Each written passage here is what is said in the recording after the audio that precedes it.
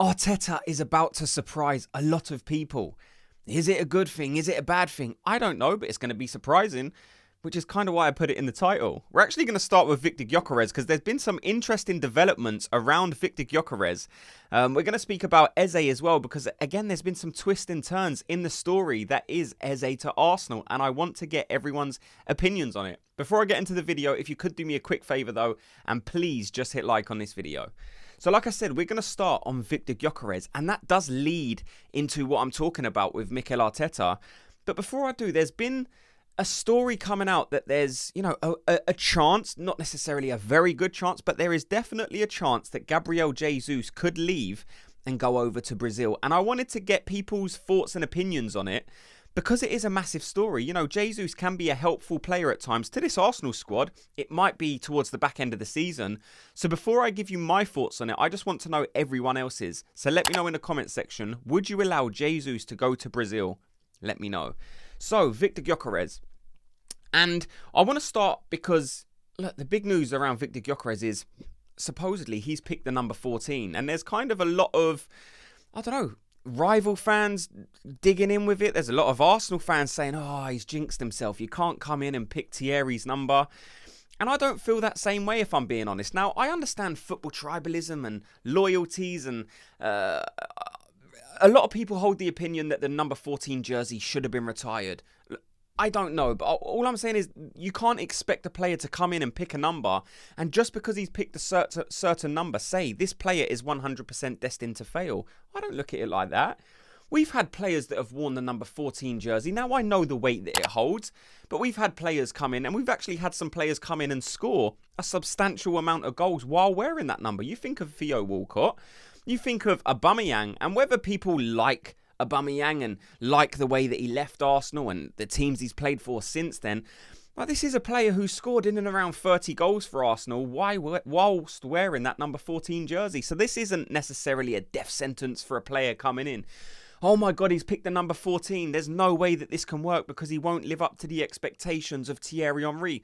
I'm not expecting Viktor Gyökeres to come in and just because he's picked number 14, I'm not expecting to all of a sudden see Thierry Henry out on that pitch. I think that's unreasonable for anyone to expect that level of play. And, that's the best player in our history, and that's the best player in Premier League history. No one's going to live up to that name. So Viktor Gyökeres choosing that number, for me, actually indicates a level of confidence within his own ability. Because you don't join a football club and knowing the weight that a number holds, say, I want that number. Now, Gabriel Jesus is the number 9. Maybe in a perfect world, Gyokeres would have gone to Arsenal and said, I want the number 9. And if Jesus does leave to go to Brazil, there might still be a window of opportunity for him to take that number 9. But a lot of the rumours and reports and people I'm speaking to are saying he's selected the number 14 jersey. So it'll just be interesting to see what happens with that. And speaking in terms of what I'm talking about with the headline is, I think a lot of people are expecting Mikel Arteta to have to change his whole philosophy in terms of playing, in terms of attacking play, the phases, just to suit Viktor Gyökeres. And having now looked into the attributes and abilities of Viktor Gyökeres, I no longer hold that opinion. Like, what are people telling us when we sign Viktor Gyökeres? You've signed someone who can score goals, but this is not a player who can link up play. This is not a player who knows what to do with the ball at his feet when his back's facing goal. This is just the channel runner. This is just a guy who likes to get in behind. This is a box crasher. This is someone who likes to finish off those opportunities in and around the 6-yard area, in and around the 18-yard box. And after, like I said, watching him play, for example, go and watch Sporting vs Arsenal, the Viktor Gyökeres highlights, and it will show you that he's much more than just that. Now, in that game, he struggled to get the better of Gabriel and Saliba. Now, there was some moments where he actually got through, but in large part, I think our centre-backs kept him quiet. And a lot of people are pinpointing that and saying, look, he wasn't able to have a good game against Saliba and Gabriel. So what makes you think he's going to be able to do it against the Premier League defenders? And I would just say, hold that thought. There's no other centre-back partnership in the Premier League, and in my opinion, and many other people's opinions, in world football that are as strong as Saliba and Gabriel. So don't let that be the yardstick to which you judge Viktor Gyökeres buy. Just because he wasn't able to get the better of Saliba and Gabriel doesn't mean he won't be able to get the better of Chelsea's defence, who is substantially less capable defensively than Arsenal's, of Forest, of other teams as well. Like, they're not going to be coming across centre-back partnerships as strong as that. He just won't. Of course he's going to be coming up against some great players. You can spin them off and reel them off, and Virgil van Dijk. So many good centre-backs in the Premier League, but just because he didn't have a great game or an unbelievable game against Saliba and Gabriel, well, neither did Mbappe. Neither does Haaland. Neither did Dembele. But there's so many other names you can say. These players wasn't able to have a successful night against Gabriel and Saliba. So just because Viktor Gyökeres didn't, don't let that put a dampener on the way that you think Gyokeres is going to be able to handle the Premier League.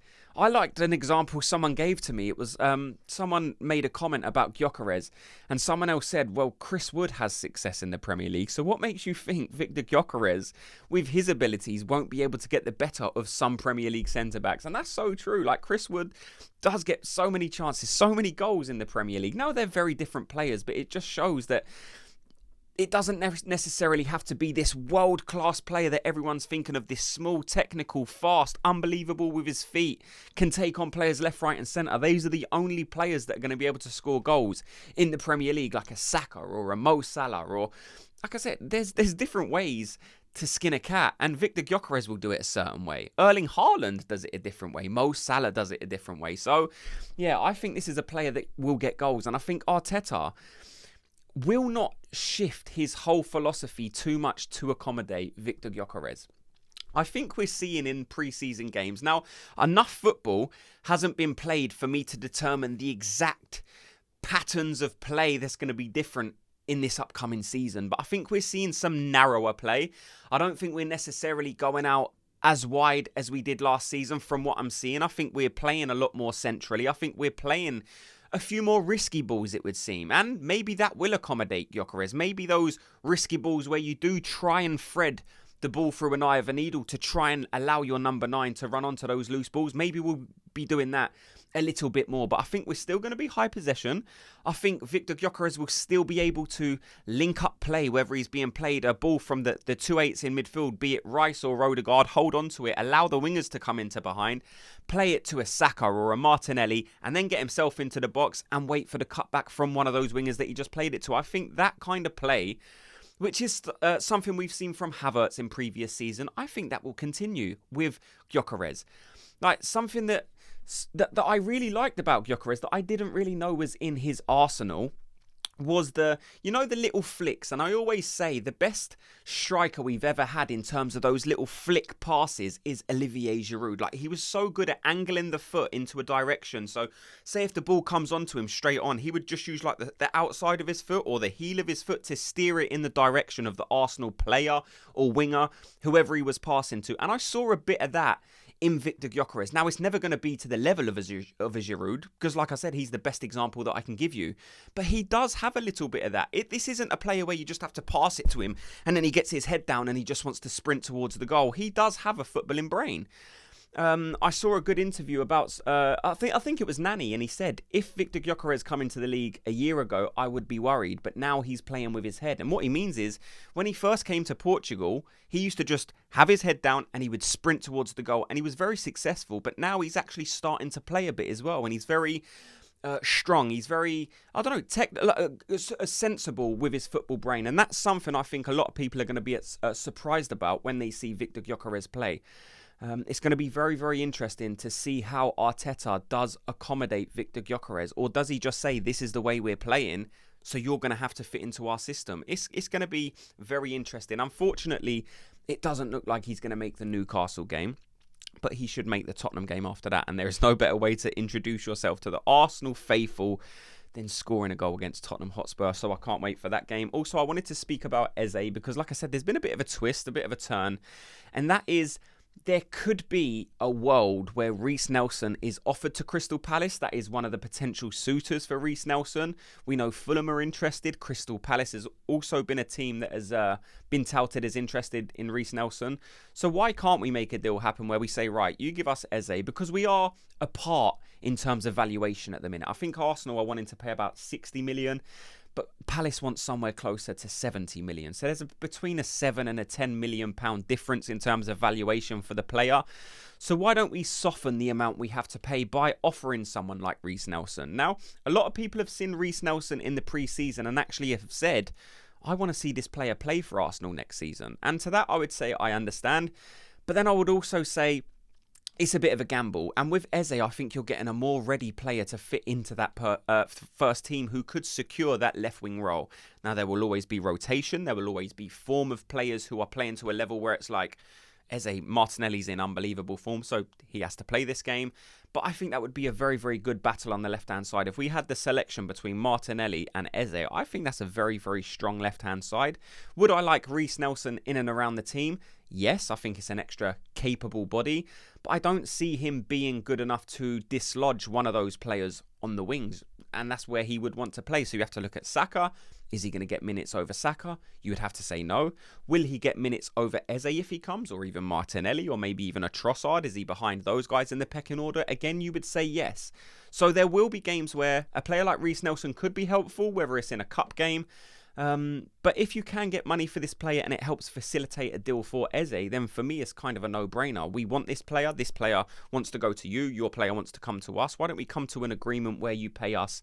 And I don't know what the fee would be for Reese Nelson. Because of the injury record and the lack of game time as a first-team senior, unfortunately, it's not going to be the fee that a lot of us would like. You know, you see some of the fees around and you would probably initially think, well, there's no way we shouldn't be getting 50 million for him, but it's going to be difficult. If I had to guess on a fee for Reese Nelson, I mean, let me know what your thoughts are. It would probably, unfortunately, be about 20 to 30 million. So you might slash the Eze deal just about in half. So if you can give them Reese Nelson and maybe pay 35 million, I would take that deal. I think that's a great deal. I think you're strengthening your first 11. And with Reese Nelson in and around the team, I don't think you're strengthening your first 11. So if we want to start aiming for titles, and we're seeing other teams are strengthening, in some cases, you look at Liverpool, they've brought in a few good players, and now there's rumours that they might even get Isak as well. And if they get Isak, then we do still need to do a couple more deals, because you can say we're behind Liverpool after the last season because they went on to win the league. But I think we've definitely improved our squad. I think Liverpool have definitely improved our squad. At the minute, I would say our transfer window's been way better. I mean, they've signed a striker. We've signed a striker. There is no way I would swap Gyokeres for Ekitike. But if they bring in Isak as well, then you would look at it and say they've brought in two unbelievable attackers. Then do we have to go for an Eze and then maybe someone like a Rodrigo as well? Do we have the facilities for that, big man? Would Arsenal allow us or Arteta or Berta to spend that level of funds in one transfer window? I think if you want to stay with the power curve, and Liverpool are signing players like Ekitike, you might be left with no choice than to sign Eze and and then go out there and strengthen your forward line again. I think we're well stacked in defence. Midfield, would I like one more? Again, maybe that's another discussion. But if you can strengthen that forward line again, I would say go for it. But there may need to be outgoings to facilitate that move. Maybe then you would need to sell Reece Smith and Trossard so you can go and bring in Eze and Rodrigo. But I don't know. There's so many things to, I don't know, keep you excited as an Arsenal fan. I can't wait for the game against Newcastle, and I can't wait to see Gyokeres in the Arsenal colours, maybe with that famous number 14, and depending what happens with Gabriel Jesus, maybe there's a small chance that that can get switched to a number 9. Let me know your thoughts. Thanks so much to everyone for watching and listening. Before you go, if you could do me a quick favour, just hit like and subscribe, and I'll speak to you all in tomorrow's video. Gooners, have a good day.